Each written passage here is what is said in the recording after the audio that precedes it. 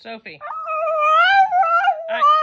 What is that horrible noise? I know. I thought we just discussed this. I told her you're going for a motorcycle ride and she can't go.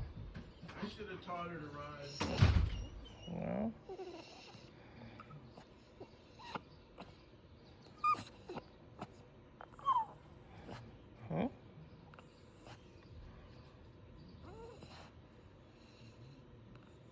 Huh? You can't go. Sophie. There's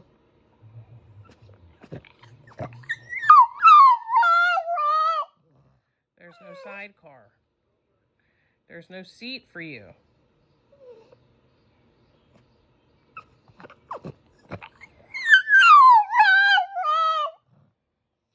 You can't. I think you're being slightly unreasonable. You're being unreasonable.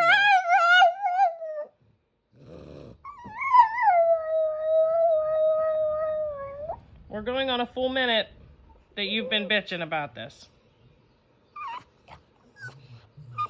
Hey, relax. It's okay.